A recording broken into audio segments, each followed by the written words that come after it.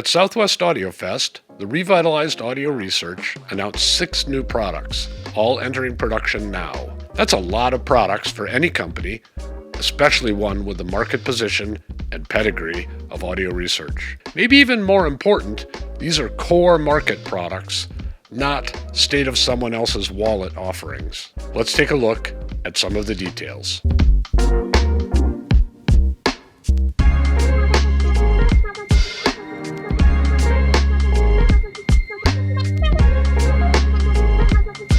Just a brief interruption, esteemed viewers. If you enjoy our videos, you might also like our other work for audiophiles and music lovers. Written equipment reviews, editor's choice ratings, product news, and music reviews. Get the latest each week with a free subscription to our email newsletters. A link is in the description. I recently had the opportunity to visit Audio Research in Minneapolis to get briefed on and listen to the new core product line that they're delivering in Q2, that's April to June of 2025. To get right down to it, the new products are, first, the i70 integrated tube amplifier, priced at an estimated $8,500 US. This is a 70 watt per channel preamp and power amp combo. The remarkable thing is how it sonically goes beyond the still available i50 in definition and speaker control while retaining the musicality of the i50. Phono input allows for MM or MC cartridges this time around. Then, we have the LS3 solid-state preamp, priced at an estimated $9,000 US. The sound of this preamp is remarkably smooth in the sense of very low grain or added texture. It will be available with 2 card slots, one for an optional DAC and another for an optional MMMC phono stage. Next up, we have the LS2 tube preamp, priced at an estimated $10,000 US. The LS2 offers a tube gain stage, which Audio Research feels is more of a sonic variant than a hands-down superior offering to the all-solid-state LS3. The same card options are available here in the LS2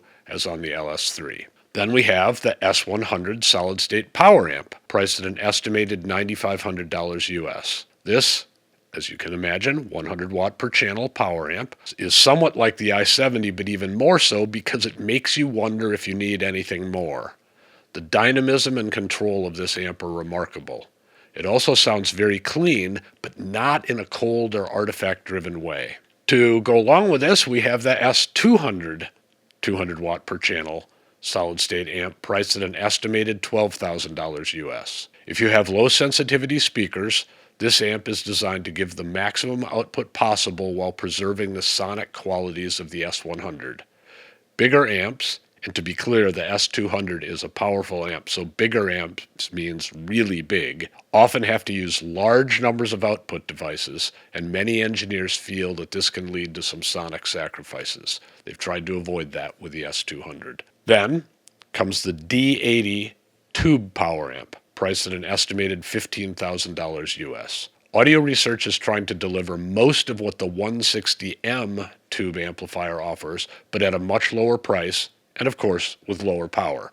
The 160M is a wonderful amp, as we've reported, so if they pull it off, the D80, for the right speakers and listeners, could be a winner. Now, if you know Audio Research, you'll know that these prices are pretty reasonable. When you see their production process, you may think they're a bargain. As I always say, I can't know your budget and needs, so you have to judge affordability. But if Audio Research could deliver improved performance at lower prices than they've traditionally offered, it would constitute a solid value for those whose budgets are in this price range. That's what they've set out to do.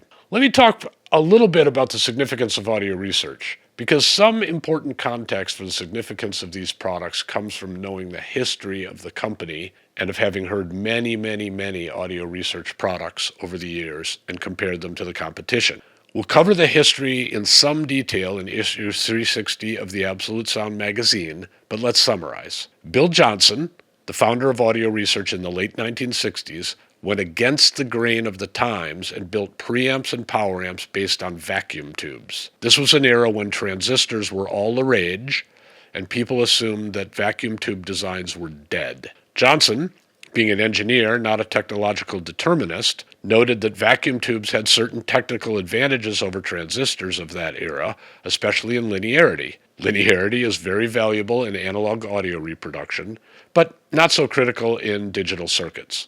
So Johnson chose to use tubes in his first designs because they were analog amplifiers. I recall hearing the SP3A preamp in the mid-1970s, and honestly, it was a revelation. I'm not alone in that experience, and our magazine documented the impact and the incremental improvements wrought by the variations of the SP3 series. Johnson and his team did similar things with tube power amps. This work developing better tube circuits went on for decades and made audio research one of the most respected names in high-end audio. The thing is, Johnson was simply a very smart man, and he recognized that tubes had advantages, but also that they drove the cost of products up due to certain circuit requirements. To take just one example, tube power amps generally need output transformers, and good output transformers are expensive. So, Audio Research also designed and released several lines of solid-state products. Initially, this is in the 1970s, these were not well received by us and others, but in hindsight, one has to wonder how much of this was a newfangled technological conservatism born of Johnson's work, showing how great tubes could sound. Now, fast forward to today, and I think simplistic, tubes good, transistors bad thinking, and many variations on this theme can continue to misguide consumers. But Audio Research started early on to follow the engineering idea of using the best devices and circuits for the job, rather than making a religion of some idea or another. They are returning to this idea with a vengeance. Let me ask you the consumer question, and Val gave me a lecture on this, which was another part of my sleepless nights. No, it was really good. Okay. But I had so much fun on Thursday, I can't tell you. It was really a little bit frightening. Do we care about the type of output device you're using? I use bipolar devices because I use good ones, and I prefer the sound of them over MOSFETs. They've gotten a lot better over the years, but the MOSFETs from day one always had like a cloud over them. And then somebody described to me the way you get a higher power MOSFETs is you parallel up, 100, lower power ones. And that's kind of sorry, Mike, I'm going to put this in the context. What I was saying to Tom in that meeting is that if we could go back to using the old Toshibas, the old Hitachis that we were using in 1970, every engineer on this planet would jump to go back to the T202s or T03 can style transistors. They just dissipated heat better. They were better in their waveforms. I mean, we're having to develop new circuits in order to maintain the quality of sound that we were taking for granted in some of these amplifiers that were easier to build in 1970. I mean, like I know he didn't touch on these points, but I mean, it might make sure that the temperature zone that those transistors stay in is in the optimal zone. It's like running your car at exactly the right temperature where it's the most efficient for the motor. Too hot burns it out, too cold it doesn't run right. I mean, that's part of the design, to stay right down the middle of the track. So when you do get these very complex impedance phase curves on loudspeakers, because the transistor's running in its optimal zone, which is in that 60-degree zone, they sound the best there. And when I asked him to make me a bigger amplifier, he was like, "No, I'm not going to push the voltage up on this thing because it doesn't sound right." I know most engineers would have said to me, "Yeah, no problem. Let's add another 10 volts. We're going to get to a 300 watt amplifier." Mike slap more outputs on it. Right. Mike bit back at me and said, "No, it's not going to sound right." And that's the guy I wanted. I want the engineers that are audiophiles first, engineers second. And that is a very difficult thing to find. So, that brings us to the new audio research strategy. With this in mind, we might say that there have been 3 audio research companies. The first is the Bill Johnson-led company of legend.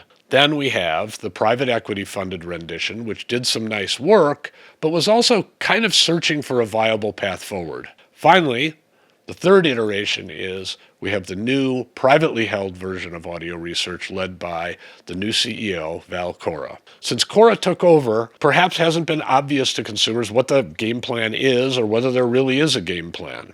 Well, from our discussions with the new management team, there certainly is one. We'll cover this in more detail in previews and reviews of these new products, but a few points are worth articulating because they, perhaps more than the product details, define why these new products are such a big deal. The first point, which seems like just a nice idea until you hear the products, is that Cora has resolutely returned audio research to a guiding North Star of musical believability. As we walk through each product in the upcoming videos, you'll see, subject to our limitations as communicators, that the design process for each product has musicality and believability as an essential feature of the feedback loop that guides choices of circuit topology and production process. When we're as far along the maturity curve with analog circuits as we are in 2025, remember we're 100 years into designing analog amplifiers, it's almost unimaginable that you could do design at a high level in another way, but I haven't heard engineers describe their work as placing musicality at the core of the design cycle to this degree very often. The big thing about this, regarding the new products being introduced here, is that the designers are told by Cora to design great musical circuits first, and then the company works on ways to bring the costs down while always referencing and in fact trying to improve on the musically successful prototype designs. I remember giving Mike carte blanche and say, just go build whatever you build, the best thing you could possibly build me, Mike. Don't worry about the money. He was like, excuse me? And I'm like, I'm being serious. Tell me what parts you need. Let's go get them. Let's build this amplifier. If we find that it's too much money, we'll find what we can scale back after we build the best amplifier we can. That's a whole different world for me. So let's start from the top and let's get this done right. Then we'll worry about backing it off. Don't worry about what the prototype costs. Get it done. Get it done right.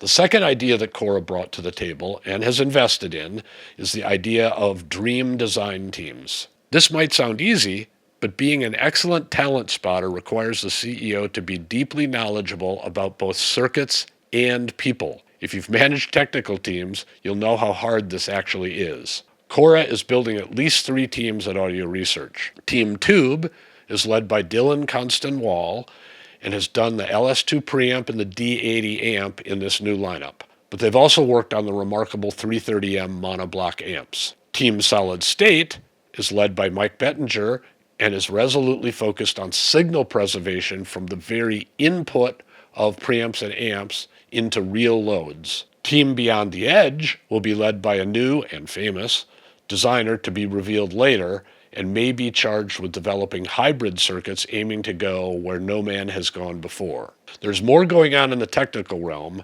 actually much more, but this should give you some idea that these and other new products aren't just tweaks, but are the result of a fundamental strategy. All right, let's summarize. As far as we can tell, these are important new products for listeners who care deeply about musical believability. This, if you think about the big picture of a flagship brand like Audio Research, is also great news for listeners excited about continued progress in audio electronics. We'll return to these subjects starting in a month or so as we get each of the new products in for review. Exciting times. I hope you've enjoyed this preview of the new Audio Research Core product line.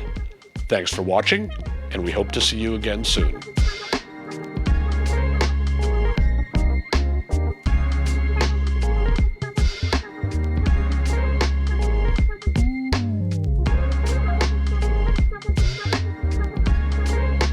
Thanks, guys. All right. Thank you. Have a great day, sir.